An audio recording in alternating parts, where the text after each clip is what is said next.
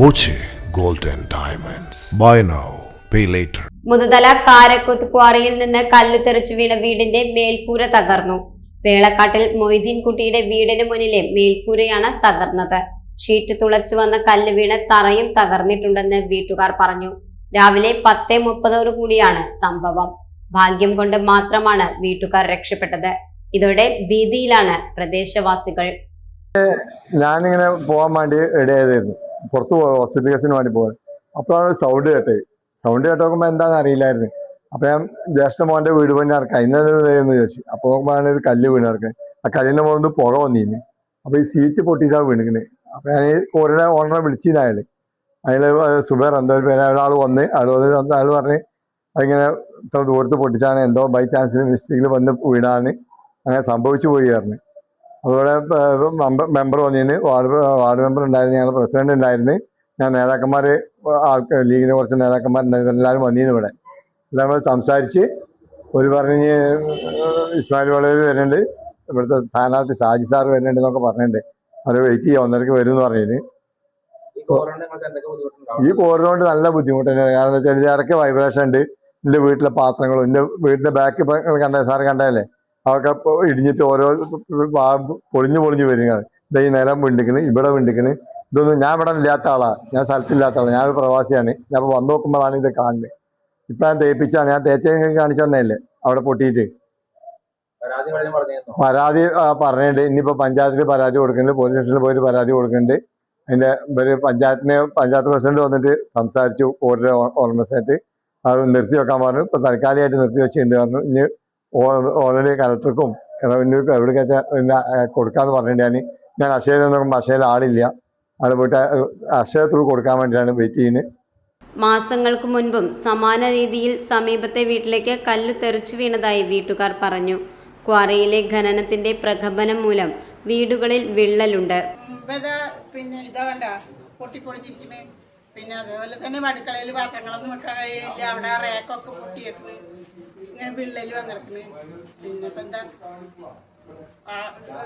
ഈ ജനലിന്റെ സൈഡ് അങ്ങനൊക്കെ പൊട്ടിയിട്ട് ഇങ്ങനെ അകന്നകന്ന് സൗണ്ട് നന്നായി സൗണ്ട് വെക്കുന്നുണ്ട്. ഇങ്ങനെ ഒരു കുലുക്കം, പാത്രങ്ങളൊക്കെ ഇങ്ങനെ കിടന്നിട്ട് സ്റ്റാൻഡിൽ പാത്രങ്ങളൊക്കെ കിളികളാന്ന് കിളിങ്ങും.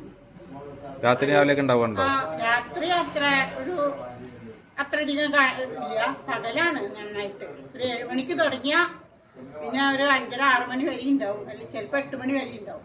വിവരമറിഞ്ഞ് മുതുതല പഞ്ചായത്ത് പ്രസിഡന്റ് KP മണി, വൈസ് പ്രസിഡന്റ് ഷംല എന്നിവരും തദ്ദേശ സാരഥികളും രാഷ്ട്രീയ പാർട്ടി പ്രതിനിധികളും സ്ഥലത്തെത്തി. വിഷയം ഗുരുതരമായി കാണുന്നുവെന്നും ജനങ്ങളുടെ കൂടെ ഉണ്ടാകുമെന്നും പഞ്ചായത്ത് പ്രസിഡന്റ് KP മണി പറഞ്ഞു.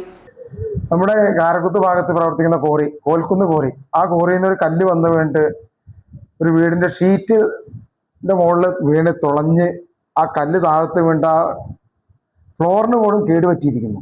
കാരണം ആ കല്ല് വീണിരിക്കുന്നത് കോറിയുടെ ഉടമ പറയുന്നത് 600 മീറ്റർ ദൂരത്തിനാണ് വന്നിരിക്കുന്നതാണ്. ഞങ്ങളതിനായിട്ട് സംസാരിച്ചപ്പോൾ അയാൾ പറയുന്നത് 600 മീറ്റർ ദൂരത്തിനാണെന്നാണ്. അപ്പോൾ അവർക്ക് കോറിക്ക് പെർമിഷൻ കൊടുത്തിരിക്കുന്നതിന് അവരുടെ നിയമപ്രകാരം 100 മീറ്റർ എന്നുള്ളതാണ്.